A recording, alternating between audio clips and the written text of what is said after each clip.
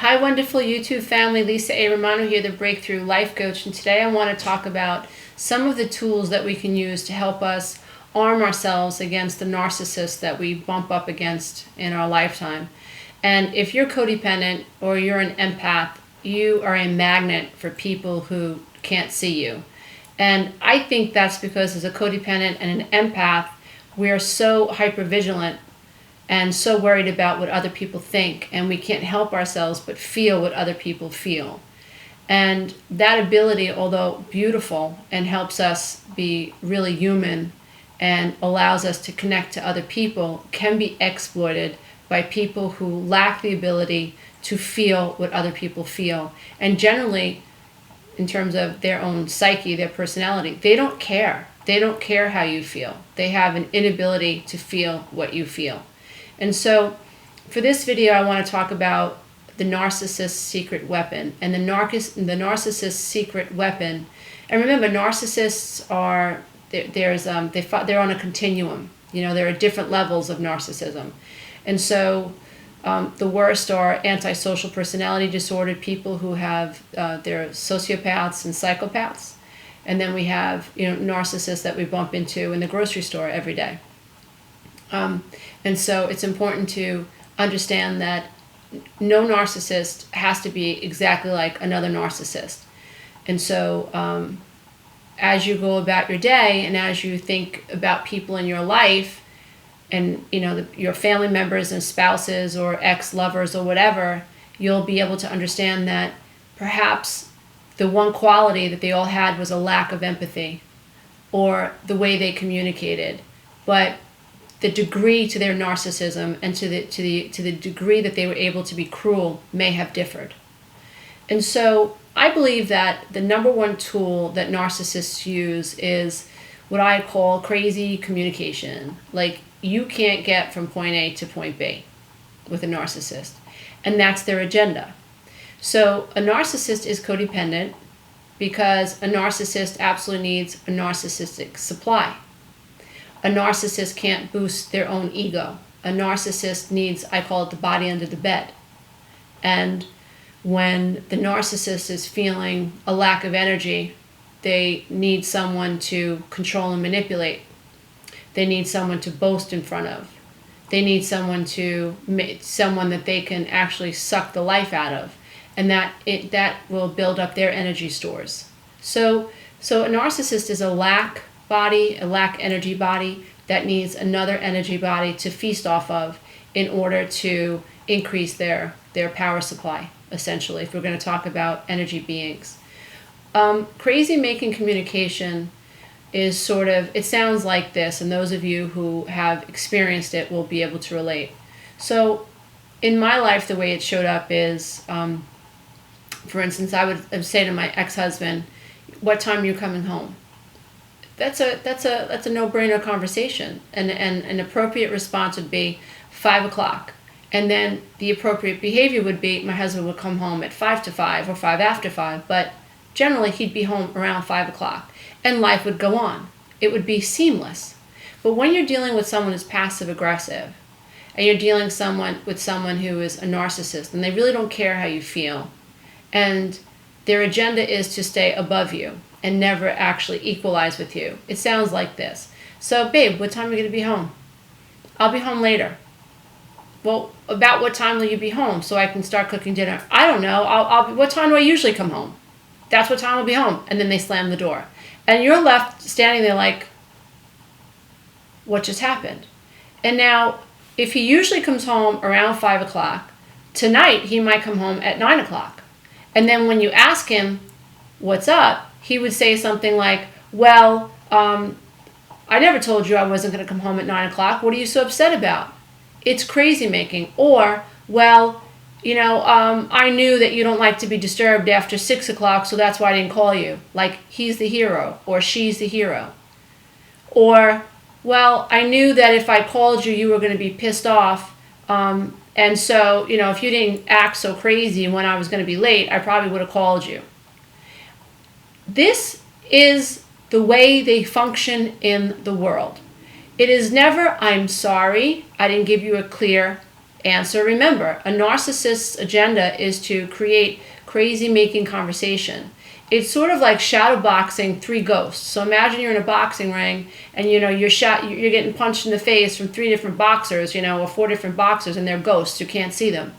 So a narcissist's agenda is to keep you off balance. And so if you're in a relationship with someone who cannot answer your questions or who fails to give you clear, concise answers, that's a problem, dear one. And you will know that by how you feel in your body. And it's amazing to me that as we awaken as spiritual beings on this path of enlightenment, we discover that everything that we've been taught about ourselves is bullshit. Meaning, we are supposed to pay attention to how we feel. What a concept.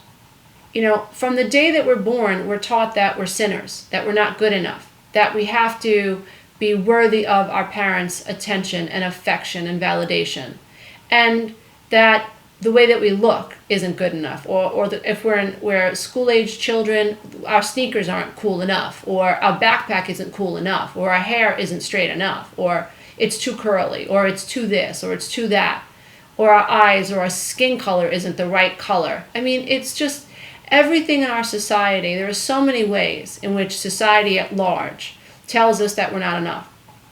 So it's amazing to me that on this healing journey, we discover that everything that we've been taught about ourselves is complete bullshit. We are enough. We were always enough, and we will always be enough. That the fact that we are consciousness living this reality qualifies us to be enough. We don't have to prove ourselves worthy to anyone. I think the biggest aha moment for me was when I realized that, oh my freaking God, my feelings matter.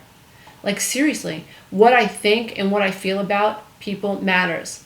Another aha moment for me, and I'd like to share it with you all today, is when I realized the difference between judging someone and discerning. So when I'm judging someone, I can feel that in my gut. When I'm judging someone, and God knows I've been there, because I've been judged. And you only know how to judge because the data is there because you've been judged. And so whatever your parents or your past experiences, whatever they've been inputted into your brain. And so now your brain plays with that information. It's not your brain's fault. So we judge because we've been judged.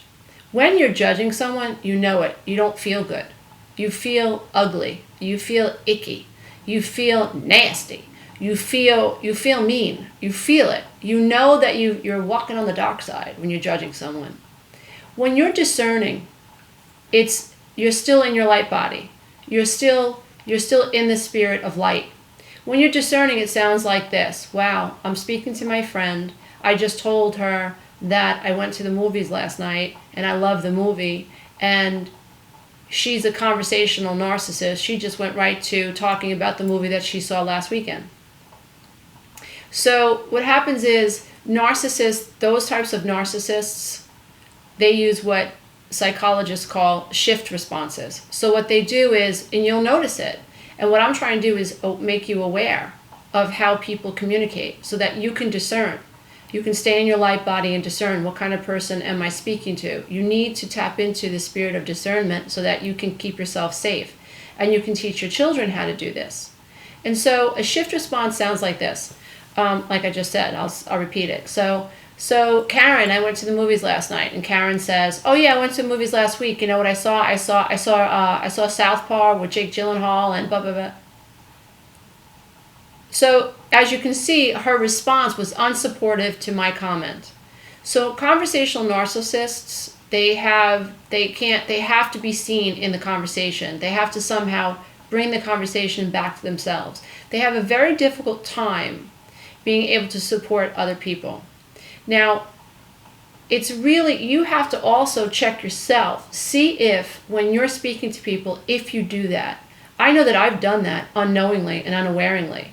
And the more that I learned about the way I communicate, I can take accountability for it. Do I think I'm a narcissist? Not at all. I have complete empathy for the people in my lives, and I so want them to feel okay and want them to feel loved. And when I learn that I may have been not as nice as perhaps to my children, or when I was insensitive perhaps to someone in my family, and they love and trust me enough to tell me, I'm wounded that I hurt somebody. And so I love that about myself, and I appreciate that about myself, but I've also learned to appreciate it on other people. So now, narcissists, when we're married to narcissists, their greatest weapon against us is this crazy-making conversation. So what I want to do is I want to teach you some ways in which you can learn to protect yourself in a practical sense, because there's a whole lot of talk about what a narcissist is, and like I say all the time, is like, we need tools. We need to know what to do when we discover that we're dealing with a narcissist. I see everything in terms of energy. And so a narcissist's agenda is to sort of like, they're like vampires. They want to suck the energy out of you. And the more depleted you are, the better they feel. And that serves them in a number of ways. If you're dealing with if your husband's a narcissist, and he's able to use crazy communication with you, or your wife is a narcissist, and she's able to make you feel responsible for why she is uncaring for your feelings, then what happens is she gets to witness and he gets to witness your energy drop. Now what happens in the psyche of a narcissist, at least I think so, is that helps them feel better than you. They see themselves as more powerful, stronger, more in control than you, because you are being drained and losing your shit. Like, you're going crazy. You know, a narcissist exploits the needs of a codependent. And a narcissist has the ability to make a very nice codependent act extremely irrational. You know, tell a codependent that you didn't say what you said, and that's enough to ignite the I am not enough wound. And that's enough to like light the whole world on fire. And narcissists like to exploit the needs and the wounds of codependents. That's what they do. So the more out of control you are, dear one, the more in control the narcissist feels. So my strategies are all founded in the idea that the goal is to help you learn to take control over your vibration, because your vibration is where it's at. You have to stay high flying. We have to stay high flying for our children. We have to teach our children how to secure their borders, you know, how to secure their boundaries. We have to teach our children how to discern, you know, who is supportive and who is not supportive, what friend makes everything about her, and what friend is able to actually show up for you, what boyfriend actually cares about how you feel, and what boyfriend couldn't give a rat's ass about how you feel. You know, these are the things that we need to learn and pass on to our children in a non-judgmental way. And we have to teach our children that when they're judging, they feel bad, and when they're discerning, they feel good. And so that's really, really important that you jot that down. And so a passive narcissist doesn't respond to you appropriately. So they will go out of their way to ignore and just completely bypass whatever you've brought to the table. If you've decided, we're going to talk about what you can do in friendship. So let's say you've attracted a passive narcissist into your life, or a conversational narcissist who is unsupportive, doesn't know how to keep the dialogue going back. And they always bring whatever you said back to them. Oh yeah, I did that. Oh yeah, I did that. Oh yeah, I had that. Oh yeah, that happened to me. Oh yeah, oh yeah, oh yeah. And then puts you in a place where you don't feel seen, which is so close to our mortal wound of feeling invisible as children. So what I want you to do is a couple of things. Understand that your agenda is to hold on to your energy, right? So the first thing that you're going to do is you're going to discern. When you've discerned that you're speaking to someone who uses unsupportive communication, you have to know from that point on, it's all about you holding on to your energy. And we don't want to lock horns with this person, because they're not going to get it. They're not going to get it. So the first thing is discern. The second thing is accept it. You know, you're talking to someone who is unsupportive and likes to talk about themselves, and the worst thing that you can do is, you know, go toe-to-toe with them. So the first thing is discern. The second thing is accept it. The third thing is don't expect anything. This is not your time. This is not your conversation. This is not the relationship to sow seeds in. This is your time to just pull back and observe. Just observe it. The next thing that I suggest you do is that you don't confront their ego. Don't call them out on it, because that's going to send them off into a tizzy. That's going to increase their need to kind of like bonk you over the head, which is going and which may pull you into the wrestling ring with them, which you don't want to do. So don't challenge them. Just discern, accept it, observe it. Don't expect anything. Smile and nod. Wow, that sounds interesting. Wow, okay. Wow, that sounds amazing. Wow, good for you. You see, it seems now you've got to be able to wrestle your own ego, because so many of us, we get fired up when we realize we're talking to someone who doesn't see us, and we get fired up. And that's where ego comes in. And you've got to be smarter than the ego, because the ego is going to want to like show this person that they're wrong, and show this person that they don't see you, and tell this person how terrible they are. But you see, that's judgmental. You're stepping into the spirit of judgment, and that's going to feel ugly. That's going to feel very dank. So you don't want to do that. So this type of tactic only works if you're willing to check your ego at the door. And like I said, my agenda these days is to hold on to my vibration and take complete responsibility for it, and not allow other people to pull me off center. And so that's what I'm trying to impart on you, is to help you gain control. So let's say that you have, now that's like a friend. So let's say you have a narcissistic partner. If you have a narcissistic partner and their agenda is to minimize you, narcissists are very hard nuts to crack, and most people will tell you they're impossible to crack because they can't see it. And I believe that what makes me human and what makes another person human is my ability to have empathy for you. It's my ability to pick up the newspaper and see a mother holding a dead child, and to feel and to imagine what that poor mother feels. She could be halfway across the world. It doesn't matter. She could be a different religion. It's irrelevant. She is a human being who has lost her child, and I have the ability to connect to that moment in time with her.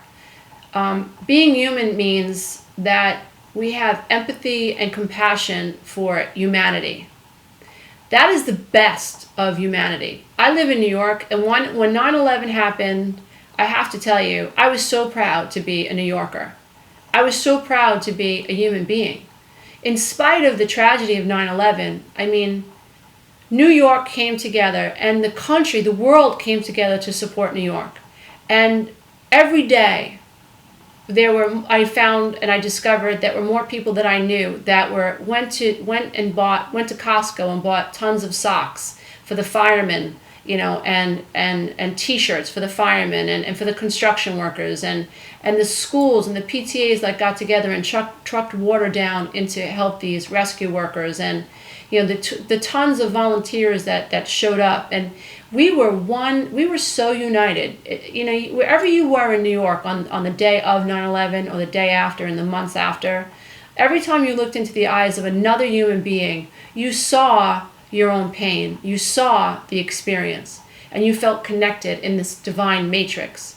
So I believe that the tragedy brings to our awareness, heightens our consciousness, and that's that's the good thing about chaos and tragedy, because it does heighten our awareness. We wake up out of the frickin' spell. We're not worried about what our boyfriends are doing or what our girlfriends are doing. We're worried about something that's really, really significant and powerful and affects all of us. And so I have to say that, in my opinion, what makes people human is their ability to connect to another person. Now, if you are dealing with a narcissist who lacks that gene, I am struggling with saying that they're human. Certainly they have flesh, and certainly they have a heart, but when it comes to what we need to have healthy relationships with other people, I'm sorry, I'm leaning towards the idea that narcissists are not fully human. And I'm sure I'm going to get letters and letters and emails about that, but, you know, being human means that I can feel what you feel. Being human means I have the ability to have compassion. You know, you yawn, I yawn. That's an empathy gene. Even chimpanzees, the idea of empathy between their species is built into them. That's what makes them able to not walk through the streets and walk through the jungle and actually kill every single other chimpanzee they see. You know, we need this empathy gene. We absolutely need it, so that in great tragedy like 9/11 and so many other disasters, you know, we are able to come together as a community and help one another. But when there are people in our midst whose agenda it is to minimize us and to destroy us, I have to question whether or not that person is as human as someone who has the ability to have empathy. So it sucks when you wake up and you realize that you've attracted someone into your experience that doesn't have the ability to see you. And I believe that those relationships cannot work. They can exist, but they can't work. And you cannot be happy, I don't believe, in a relationship with a narcissist. You can learn to hold on to your vibration, and you can learn to have a wonderful relationship with yourself, even if you're dealing with a narcissist, but only if you shut the door to the illusion that they can meet you, that they can encourage you, that they can have empathy for you. If you're a self-contained human being and you know that you need to take care of yourself, well then I guess, you know, and you're afraid to get divorced, or you're afraid of what this narcissist will do if you get divorced, I do believe that you can grow to a certain extent in that, as long as you are close to expecting anything from them. Like, you really have to, it's all about me now, and you use the spirit of discernment. And let's face it, you know, lots of us discover that we're married to narcissists and we can't leave tomorrow. That's just the reality. But I do believe that as you resonate higher, that relationship will have to fall apart. And so I'm hoping that if you do feel stuck, that what you take away from this video is that you disengage from the narcissist and you work on your own vibration. This kind of stuff means that you have to be completely responsible. No more excuses for why you feel the way you feel. No more excuses for why you can't feel better. None. They have to be done. You have to put them away. I don't care if you've got 17 children and you've got 3 mortgages. You have to find a way to make yourself feel better incrementally. So that means if you're shit-ass depressed today, in this moment, that means what you're looking for is a little improvement in the next moment, and then a little improvement in the next moment, and then a little improvement in the next moment, and then a little improvement in the next moment. So thinking that you're supposed to get all this recovery work done in one afternoon is ridiculous, and it's going to make you feel worse. So my last piece of advice for anyone out there who's dealing with a narcissist is that you must be able to discern the way they communicate. And in most cases, they're using the worst emotional tool, I believe, in their shed, which is CrazyMaking communication. Nothing makes sense. They're avoidant. They deliberately withhold. So you have a conversation with your husband and he doesn't use the supportive phrase so that you can get to the next sentence, so that you can actually connect.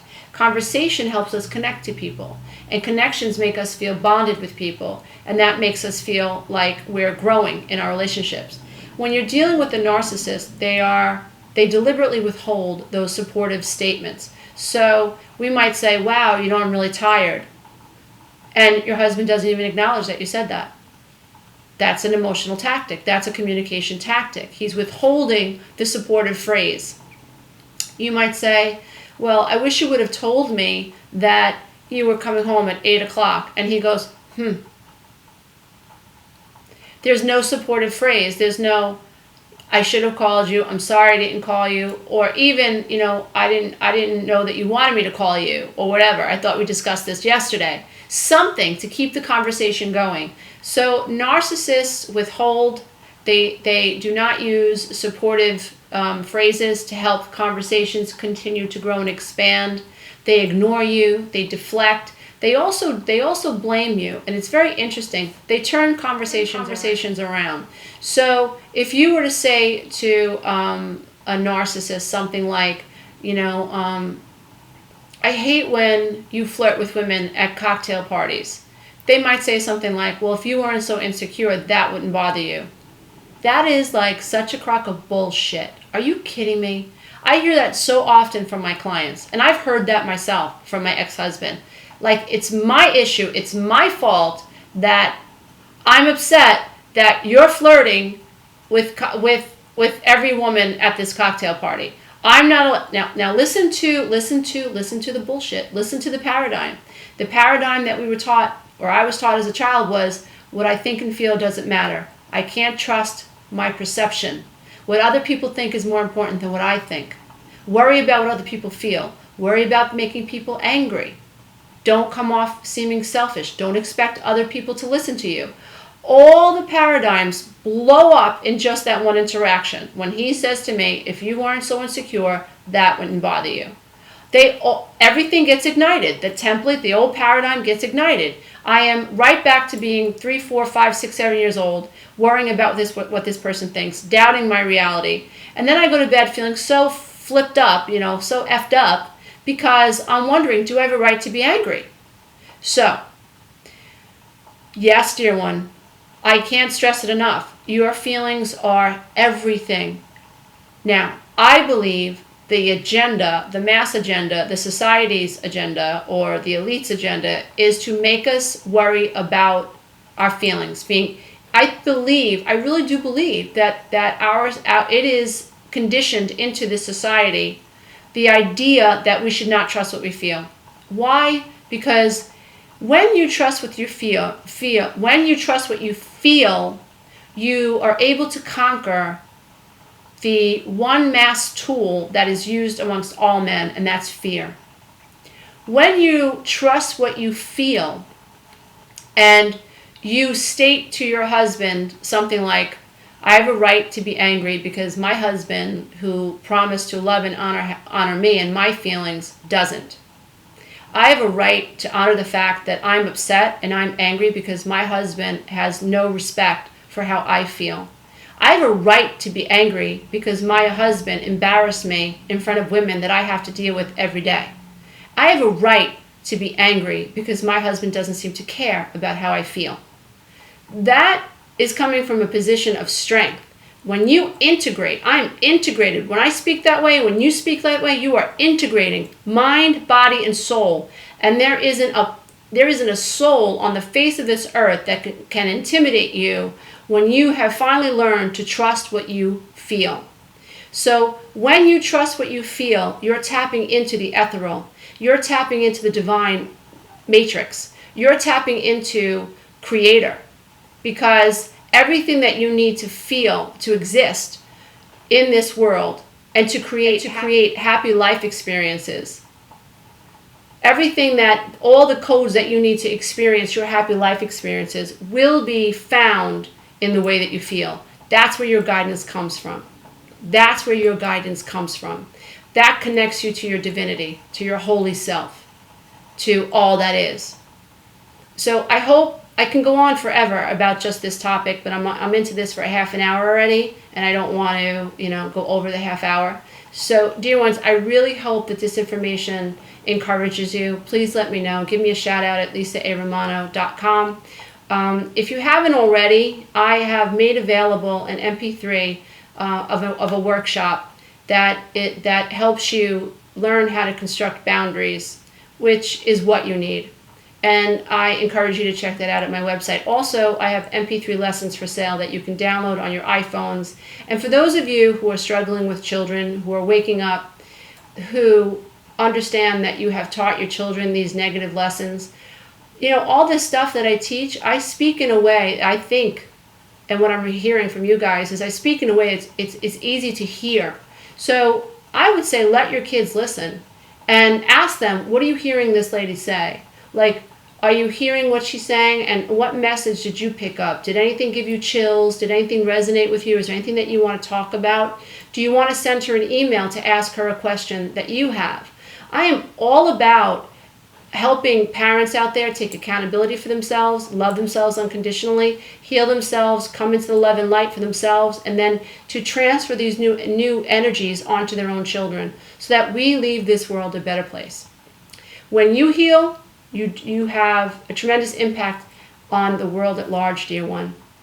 And that is our purpose. Even if you don't have children, when you get healed, you help the world at large. So, dear ones, it is my pleasure to come into your hearts and your homes today. Namaste.